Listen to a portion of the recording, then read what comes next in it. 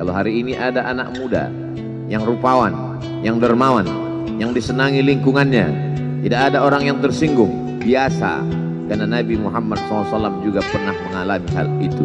Tapi begitu kau katakan, aku tadi malam bermimpi bahwa aku mesti hijrah, meninggalkan komunitas peminum khamar, meninggalkan geng kita yang selama ini bicara tentang yang haram, maka disitulah mereka akan berkata, apakah hanya untuk ini saja kita berteman selama ini?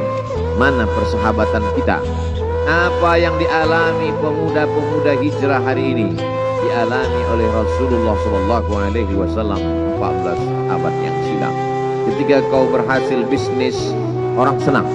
Ketika kau berhasil membina rumah tangga, tidak ada orang yang tersakiti. Ketika anakmu lucu-lucu dan kau berada di tengah mereka, tidak terusik kepentingan mereka, tidak terganggu ekonomi mereka, engkau adalah sahabat, engkau adalah teman setia. Tetapi ketika kau tidak ikut kemauan manusia, disitulah engkau sedang melantik dirimu sendiri menjadi musuh. Maka Allah kuatkan hatimu. Wa in tuti aktsara man fil ardi, kalau kau ikut kebanyakan orang di atas muka bumi, yudilluka an sabilillah, mereka hanya akan menyesatkan engkau dari jalan Allah Subhanahu wa taala. Tapi api itu tidak pernah padam. Kalau dia padam, maka berakhirlah dakwah Islam. Dia terus bergelora, dia terus menyala, dia terus membakar kemunafikan, membakar kemusyrikan, sampai akhirnya embargo pun tiba. Jangan ada yang mau bergabung dengan kelompok Muhammad sallallahu alaihi wasallam. Jangan ada yang mau berkirim makanan, jangan ada yang mau berdagang, jangan ada yang mau menjalin transaksi. Mereka ingin membunuh secara perlahan-lahan. Jangan beli produknya, jangan duduk bersamanya, jangan berteman dengan dia. Kenapa kamu mau berfoto dengan dia? Kenapa kamu mau bergambar dengan dia? Kenapa kamu masih mau mendengar ceramah dia? Adakah orang yang mengalami hal itu hari ini? Adakah ketakutan-ketakutan dari hamba Allah yang mengatakan Allahu Akbar, Allah Maha Besar, tapi takut ditinggalkan kawan, cemas ditinggalkan sahabat? Maka itu pernah terjadi pada kelompok Sayyidina wa Maulana Muhammad sallallahu alaihi wasallam. Kalau pembunuhan karakter tidak berhasil, maka ada yang lebih dahsyat daripada itu.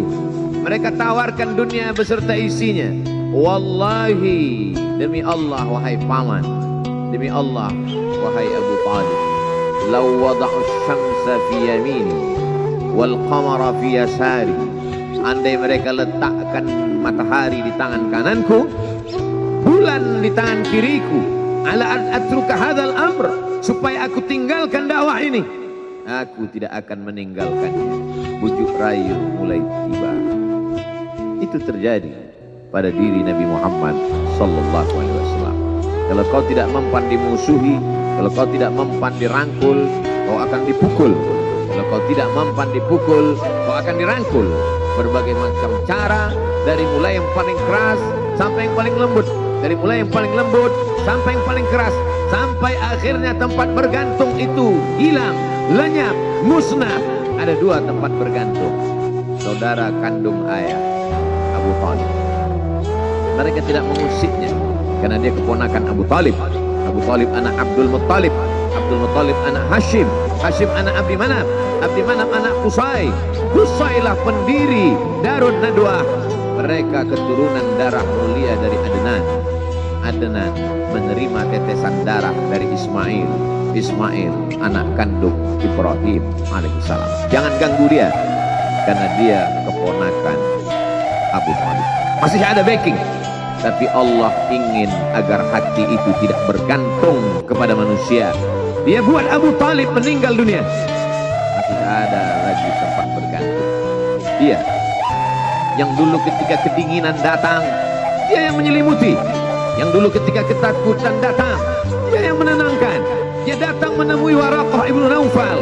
Waraqah berkata, Namus, malaikat yang pernah datang kepada Ibrahim, yang pernah datang kepada Musa, yang pernah datang kepada Isa, sekarang dia datang kepada suamimu. Katakanlah, jangan takut.